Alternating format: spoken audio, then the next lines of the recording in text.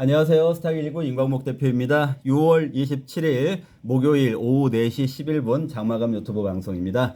여러분들 오늘 증시 체감이 어떠셨습니까? 굉장히 좋지 않으셨죠?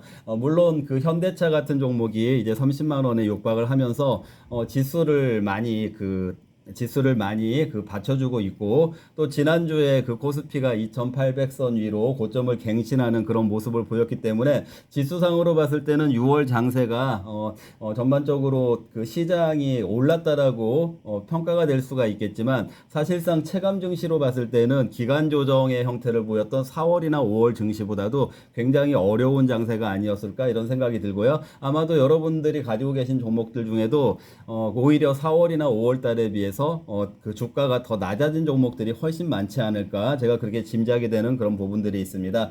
이렇게 그 6월 달에 증시가 그 지수에 비해서 체감적으로는 훨씬 좋지 않은 그런 상황이 전개되고 있는 거에 대해서 제가 그 주식 시장의 어떤 그 생리적인 그런 그 측면에서 잠깐 먼저 말씀을 드려보도록 하겠습니다. 우리가 그 물질들이 움직이는 물질 세계, 물질계와 주식계가 어떻게 보면은 공통점이 있는데요. 그 물질계에서 여러분들 뭐 이제 그 가끔 이렇게 테마 관련해서 그 초전도체라든지 아니면 양자 테마, 양자 물리 테마, 이런 거 이제 그 설명에서 가끔 들으실 수 있는 그런 용어들 중에 여러분들 잘 아실 거예요. 고기압, 저기압 하는 거 있잖아요. 기압과 온도. 자, 기압하고 온도라는 두 가지 변수에 따라서요. 초전도체에서도 뭐 상압 또는 상온, 초전도체 이런 테마가 형성이 되기도 했었잖아요. 그것처럼 그 물질계에서는 기압하고 온도가 굉장히 중요한 두 가지의 조건으로, 이 두 가지 조건을 그 기준으로 해서 어떤 물질계의 현상들을 설명을 하곤 하는데요. 물질계에서 이런 기압과 온도에 따라서 어떤 물질의 그 변화가 일어날 때는 흔히 여기 제가 표시를 해놓은 것처럼 흡열 변화 또는 발열 변화, 그래서 흡열 반응, 발열 반응이라고도 하고요. 이 흡열, 발열, 이렇게 연력학적으로 열의 흡수와 열의 방출이 이렇게 수반이 되게 돼 있습니다. 그래서 이런 그 열과 그 열의 그 흡열이든 발열이든 이런 거에 따라서 그 열의 이동, 열은 또 결국에는 에너지하고 같다라고 말 수가 있기 때문에요. 이런 열이라든지 에너지의 이동에 초점을 두어서 나타내는 그 표현을 엔탈피라는 제가 표현도 자주 사용을 하고 있는데요. 어, 이렇듯이 그 물질계에서 흡열과 발열 그 반응이 나타나듯이 주식도 마찬가지입니다. 어떤 종목들은 그 증시의 어떤 기압이라든지 온도 이런 것들의 변화에 따라서 흡열에 의해서 주가가 상승을 하기도 하지만, 또 기압과 온도의 그 변화에 따라서 발열에 의해서 주가가 떨어지고 있기도 한데요. 이렇게 지금 그 현대차라든지 이런 종목들이 지수를 상승 요인으로 해서 받쳐주고 있지만, 사실은 발열 반응으로 인해서 주가가 저점을 갱신하고 있는 종목들도 굉장히 많이 있거든요. 물론 그 4월, 5월 달에 여러분들 뭐 테마를 형성했던 테마 그 종목들 중에 예를 들어서 뭐 전력주들 뭐 그런 종목들도 고점 대비로 했을 때는 지금 많이 빠져 있는 상태죠. 테마 에너지 관련주들도 마찬가지고요. 그런 종목들도 많이 조정을 받았고, 그럼 또 테마를 형성하지 않았던 종목들 중에서는 뭐 또 오히려 또 그 저점을 갱신하고 있는, 뭐 멀리 갈 것도 없고요. 여러분들이 좋아하시는 종목들 중에 예를 들어서 여러분들이 아주 대중적으로 좋아하시는 종목들 중에 카카오나 엔솔, LG 에너지 솔루션 한번 보세요. 주가가 어떻습니까? 지금 저점을 갱신하고 있는. 그런데 카카오와 LG 에너지 솔루션만의 문제가 아니고요. 그런 상황에 있는 종목들이 상당히 많이 있기 때문에 그런 종목들이 상당히 많이 있기 때문에 오히려 지수가 상승 구간에서도 흡열 반응을 일으키지 못하고 발열 반응에 의해서 주가가 저점을 이탈하고 있는 종목들이 굉장히 많이 있기 때문에 여러분들이 아마도 그 체감 증시가 굉장히 좋지 않았을 것이다. 오늘 특히 또 좀 그런 모습들이 많이 나타나고 있기 때문에 제가 좀 시장이 여러분들이 생각하시기에 굉장히 어렵게 느껴지시겠구나 이런 생각이 들어서요. 오늘 첫 번째로 물질계와 주식계의 그 엔탈피의 그 작용에 있어서 흡열 발열 작용하고 비슷하게 증시도 상승과 하락. 그런데 지금 하락하는 종목들이 더 많기 때문에 체감이 안 좋을 것 같다. 그렇다면은 이 엔탈피라는 거가 전반적인 엔탈피가 강하게 공급이 되어 주어야 모든 종목들이 같이 올라갈 수가 있는데 아직까지는 그 시장이 그렇게 엔탈피가 전체적으로 시장을 달아오르게 할 만큼의 엔탈피가 공급되는 그런 요인들이 없기 때문에 이런 장세가 지금 진행이 되고 있다. 이렇게 이해를 하시고 또 이해를 하심으로 인해서 여러분들이 조금 인내할 수 있는 그런 근거도 되지 않겠습니까? 그게 참고를 하시기 바랍니다. 자, 이걸 오늘 장세에 비해서 제가 체감이 더 좋지 않았다. 이렇게 이제 좀 전에 말씀을 드렸는데 그 엔탈피의 예를 가지고요. 근데 오늘 또 이제 그 증시의 좀 구체성을 가지고 다시 한번 부연 설명을 드린다라면요. 오늘 좀 그 장세가 더 안 좋게 느껴졌던 부분, 뭐 지수상으로도 조금 하락했잖아요. 장중에 뭐 그래도 아까 그 현대차라든지 이런 종목들이 많이 지수를 그 낙폭을 줄여놨지만 장중에는 코스피도 한 1% 이상 급락을 하기도 했었거든요. 자, 그런 요인 중에 하나가 제가 어제도 중국 증시가 어느 정도는 받쳐줘야 된다 이런 말씀을 드렸었고 중국 증시가 부진하면은 한국 증시가 중국보다는 미국에 더 연동을 하겠지만 중국이 그래도 너무 많이 하락을 하게 되면 한국 증시가 처질 수밖에 없다라고 그런 이유를 어제 장마감 방송에서도 설명을 드렸는데요. 어제 다행히 중국 증시가 반등을 시도하면서 상해 지수 기준으로 2,970선까지 회복이 됐었는데 오늘 또 이제 다시 반락하는 물론 이제 제가 보기에는 어제 저점 기준으로 해서 많이 종가 쪽으로 많이 끌어올렸기 때문에 그게 일정 폭 반락 또는 발락 또는 일정 폭 쉬어가기 또는 그런 숨고르기로 보여지는데 어쨌거나 오늘 중국 증시가 또 장중에 이제 지금 아직 마감 전인 걸로 알고 있는데 어떤 장중에 어쨌든 조금 다시 하락하는 모습이 나왔기 때문에 오늘 한국 증시에도 영향을 주지 않았나 이렇게 생각이 들고요. 또 여러분들 잘 모르시겠지만 지금 중간 배당을 실시하고 있는 기업들이 꽤 있거든요. 근데 중간 배당하는 기업들이 아무래도 또 배당을 한다는 얘기는 우량 기업이다 보니까 또 우량 기업들은 제가 여러 차례 말씀드리지만 주식들이 주식 선물이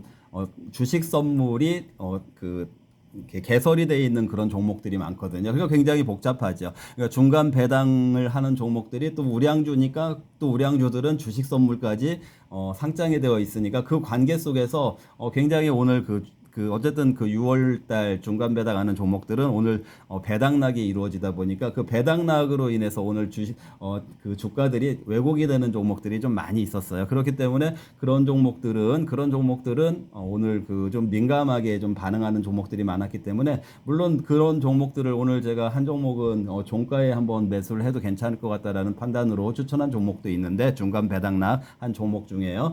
그런데 이제 어쨌거나 시장에 이렇게 중간 배당락까지 겹치다 보니까 이렇게 시장을 분석하는 게 쉽지가 않다. 특히 이 중간 배당을 하는 종목들 같은 경우에는 주식 선물하고 또 연계가 돼 있는 종목들이기 때문에 그런 걸 모든 걸 다 파악하기가 굉장히 복잡하죠. 그래서 제가 어제 제가 커뮤니티에 우리는 중간 배당 종목들 매매 안 하는 게 좋겠다. 중간 배당으로 용돈 좀 벌겠다고 하다가 배당락으로 인해서 오히려 또 조금 길게 물려있게 될 그럴 가능성이 크기 때문에 중간 배당은 관련된 종목들은 매매를 안 하는 게 좋겠다라고 어제 유튜브 커뮤니티에 올려놓은 내용도 있으니까요.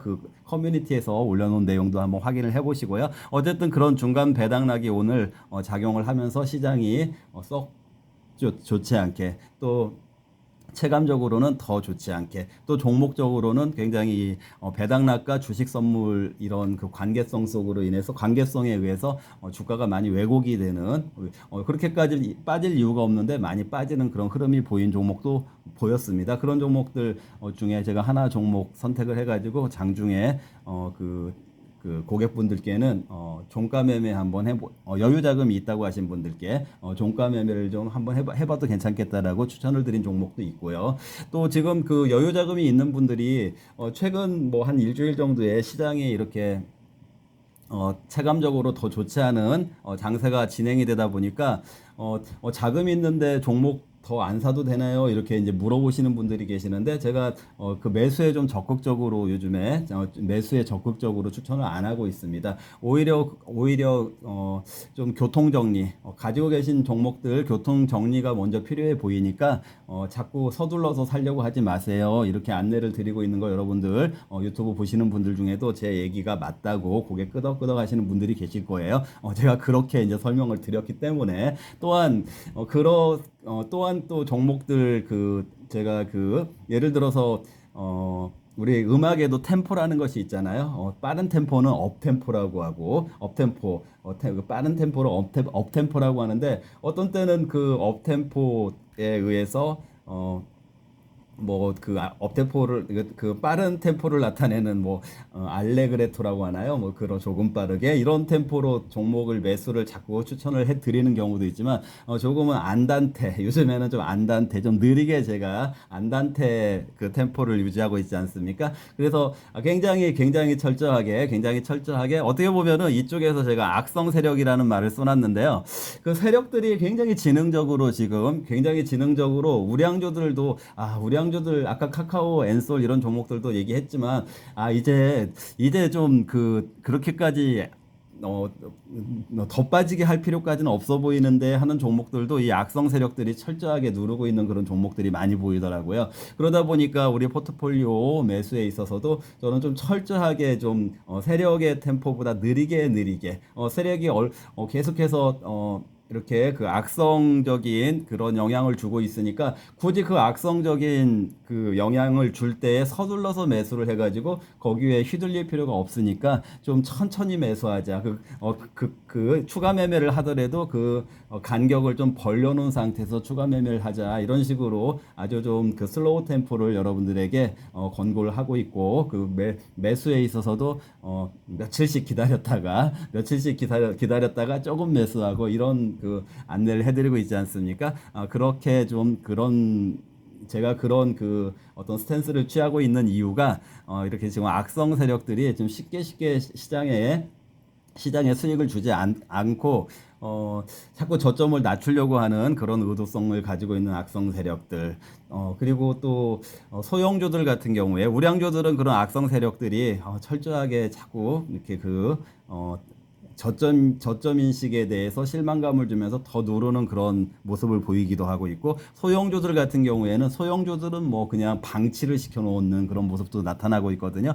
방치라고 하는 거는 뭐 굳이 이런 장세에서 가만히 놔두면은 저절로 급한 사람들이 급매물로 내놓겠지, 이런 식으로 방치가 돼가지고 지금 뭐 소형주들 같은 경우에는 그냥 조금씩 나오는 그런 매물로도 주가가 밀리는 현상들이 있으니까, 좀 이런 악성 세력이나 이 방치 상태에 의해서 체감 증시가 굉장히 안 좋게 되는데, 이거 부분은 결국에는 시간이 좀 해결을 할 부분이겠죠. 시간이 해결을 한다는 얘기는 이런 악성 세력들이 더 이상 이 악성 세력 역할을 하다가는 우리까지 자기 자신들이 더 손해가 크겠구나라고 생각이 들 때는 급하게 이제 시장을 되돌려 놓거든요. 그럴 때는 어차피 아까 좀 전에 말씀드렸던 것처럼 조금의 물량으로 주가가 밀렸기 때문에, 어떻게 보면은 그 구간에서는 내물 공백 상대가 되기 때문에 주가의 복원도 빠르게 돌아가게 됩니다. 그렇기 때문에 그 시간을 조금 기다리셔야 되는데, 그게 이제 기다림의 의미가 무슨 천년만년 기다리라는 의미는 아니고요. 어차피 이제 시장의 전반적인 방향은 하반기의 방향은 제가 뭐 서머 랠리라는 말도 쓰고 또 이제 하반기 금리나 이런 부분도 말씀을 드리고 있으니까 그런 것들을 염두에 두시고 지금 이렇게 그 세력과의 전쟁 같은 이런 상황에서도 조금 의연하게 시장에서 의연하게 시장을 바라보시면서 기다리시는 전략 그렇게 가져가시는 것이 좋을 것 같다라고 그렇게 말씀을 드리는 것입니다. 좀 전에 그 뭐 금리 인하하고 서머랠리 말씀드렸는데요. 아무래도 이제 금리 인하는 미국 시장에 대한 얘기니까 미국 월스트리트의 현장 공기에 대해서 좀 체크를 해보는 시간을 가져보겠습니다. 자, 그 오늘 보니까 그 한국은행에도 그 한국은행하고 제가 근무했던 정경련하고 사실은 좀 민간이냐, 정부기관이냐 이런 차이는 있지만 어떤 경제 전반에 대해서 분석하는 그런 분석 메커니즘이라든지 분석하는 그런 분야라든지 아니면 조직의 구성 이런 것들도 좀 비슷한 부분이 많아요. 그러니까 일반 기업에서는 대리라는 뭐 일반 직원 위에 대리 이런 말을 쓰지만 한국은행에서도 대리라는 용어를 안 쓰고 대리급을 조사역이라고 하거든요. 근데 우리 정경련에서도 조사역이라고 부르고 있고 그런 그 조직 체계도 좀 비슷한데 한국은행에도 아무래도 이제 금리 정책 같은 거 외국의 금리 정책이 이제 한국의 금리 정책에 굉장히 중요한 영향을 주기 때문에 이 월가 쪽의 그 동향을 파악을 실시간으로 파악할 필요가 있기 때문에 한국은행에서도 그 뉴욕 사무소를 두고 있거든요. 근데 정경련에서도 뉴욕 사무소를 두고 있습니다. 그래서 이제 그쪽에 이제 그 미국 그 경제 동향 같은 거를 이제 그 아무래도 이제 뭐 그 매체를 통해서 그 간접적으로 듣는 것보다는 연락사무소 또는 그 현장 사무소에서 직접적으로 정보가 수집이 돼서 전달이 되는 그런 것들이 조금 온도 차이가 있을 수가 있으니까 그 뉴욕 사무소를 두고 있는데요. 오늘 보니까 그 한국은행 뉴욕 사무소에서 그 월스트리트에서 이 금리 인하 관련된 그 분위기를 뭐 예를 들어서 월가니까 뭐 전 세계의 아이비들이 다 모여 있지 않겠습니까? 뭐 유럽을 대표하는 도이치뱅크라든지 일본을 대표하는 노무라증권 이런 데들도 다 아이비가 아니고 월스트리트에 그 진출해서 그 아이비로서의 역할을 하고 있을 텐데 그런 세계적인 그 아이비들 10개 중에 물론 이제 미국의 아이비들인 골드만삭스라든지 제가 항상 여러 번 말씀드리는 JP 모건이라든지 모건 스탠리라든지 뭐 시티은행이라든지 뭐 이런 데들 다 포함해서요. 그런데 이제 그런 그 아이비 10개 중에서 한 6개 정도, 6개. 그러니까 3분의 2 정도는 이 금리 인하를 올해 2번 할 거다. 올해 2번 할 거다. 이렇게 본다라고 얘기하더라고요. 저도 그렇게 말씀드렸었죠. 파월 의장이 올해 1번 할 거다. 이렇게 말을 했지만 아직 뭐 하반기까지 6개월, 7개월이 남아 있으니까 그 사이에 그게 바뀌면서 9월 달부터 금리 인하를 시작을 한다고 하더라도 연말까지 2번 이상은 할 수 있을 거다. 이렇게 말씀을 드린 바가 있잖아요. 그 월가에서 활동을 하고 있는 아이비들도 10개 중에서 6개는 올해 금리 인하를 2번 이상 할 거다. 많게는 3번까지도 할 수 있다. 이렇게 보는 데들도 있고요. 그 반면에 이제 아까 3분의 1에 해당되는 4군데 정도는 파월 의장이 얘기한 것처럼 1번 정도 할 거다. 이렇게 얘기를 하고 있는데 그래도 지금 분위기가 2번 이상 하는 것을 더 예상하는 곳이 더 많잖아요. 그런 그 현장의 분위기는 금리 인하 분위기가 좀 많이 무르익고 있다. 그럼 뭐 이제 미국 증시도 어느 정도 4월달, 5월달 기간 조정 거쳤기 때문에 저는 그 썸머 랠리와 함께 이제 금리 인하를 마중해 나가는 그런 장세가 펼쳐지지 않을까. 즉 좀 긍정적으로 적극적 낙관적으로 보는 그런 장사가 펼쳐지지 않을까 이렇게 저는 생각을 하고 있다라고 최근에 말씀드리고 있잖아요. 근데 그런 분위기를 그 아이비들도 그 한국은행의 뉴욕 사무소에서 파악한 그 현장의 그 분위기를 봤을 때 아이비들도 저하고 비슷하게 보는 그런 아이비들이 많다. 물론 조금 그 비관론자로 대표적이다라고 했던 제가 그 JP 모건에 대한 얘기 몇 번 했었잖아요. 그쪽에서는 뭐 보수적으로 1번 정도 할 것 같다 이렇게 전망을 하고 있는 곳도 있지만 어쨌거나 1번이든 2번이든 3번이든 하반기에는 분명하게 금리 인하가 시작이 된다. 금리 인하가 시작이 되는 것만으로도 굉장히 큰 반향이 될 수가 있을 거예요. 어느 정도 이제 미국 증시도 조금 조정을 받았으니까. 제가 미국 증시가 고공행진하다가 금리 인하하면 오히려 그게 악재가 될 수 있다고 했잖아요. 근데 이제 어쨌거나 미국 증시도 기간 조정 또는 최근에 뭐 반도체 지수도 좀 조정 받았잖아요. 그런 부분들이 있기 때문에 이제 금리 인하 그리고 거기에다가 AI 익셉셔널리즘 예외주의가 인정이 된다고 했잖아요. 그런 것들을 반영을 하면 이제 금리 인하 이 부분이 서머 랠리와 함께 이제 이슈화가 되면서 시장이 좀 좋게 전개가 되지 않을까 이렇게 본다라는 것이 제가 오늘까지 현재 이 자리에서의 뷰라는 거 여러분들도 참고를 하시면 될 것 같고요. 그리고 이제 이건 이제 거시적인 분위기에 대한 얘기라면은 미시적인 부분으로 봤을 때 어제 이제 뉴욕 증시에서 조금 이슈가 된 종목들 두 개 제가 잠깐 말씀드리겠습니다. 마이크론 말씀드릴게요. 마이크론 실적이 굉장히 보니까 좋게 나왔어요. 좋게 나오고 뭐 기대치에 맞게 나왔고 그런데 마이크론도 우리나라 SK 하이닉스처럼 HBM 하고 있더라고요. 근데 HBM 역시 실적이 좋게 나왔어요. 이 HBM을 엔비디아에 공급하고 있는데 물론 이제 엔비디아는 지금 조금 논란이 있죠. 거품에 대한 경계 논란이 계속 나오고 있긴 한데 이렇게 마이크론처럼 HBM을 공급하고 있는 회사가 실적이 역시 좋다. 이거는 AI가 역시 지금 진행형에서 건재하게 진행형이다. 이 부분이 반영이 된다라고 할 수가 있고요. 또 이제 아마존이라는 회사, 제가 아마존 베이저 조스 같은 경우에 세계 1위, 세계 2위라고 했죠. 세계 2위 부자일 정도로. 근데 아마존이 이제 주가 시가총액이 2조 달러. 그러니까 2조 달러라고 하면은 거기에다가 1,360원 정도 곱한다고 하면은 어떻게 되죠? 2조 7천억 이렇게 8천억 이렇게 되니까 거의 우리나라 돈 가치로 하면은 3천조 가까이 이제 접근해 가는 거죠. 3천조. 얼마 전에 엔비디아가 3천조 돌파한 다음에 4천조 돌파하고 이렇게 하면 시가총액 1위까지 올라간 적이 있었는데 아마존이 아마 미국 기업들 중에서도 다섯 번째로 2천조 2천조 달러를 이제 2조 달러 죄송합니다. 2조 달러 제가 우리나라 환율하고 헷갈려서 2조 달러니까 이제 우리나라 돈으로 환산하면은 2천조에서 3천조에 가까운 2천조대가 되겠죠. 그렇게 시가총액이 이제 올라가는 그런 모습을 보여줬고 그리고 그건 결국에는 아마존이 클라우드 쪽에서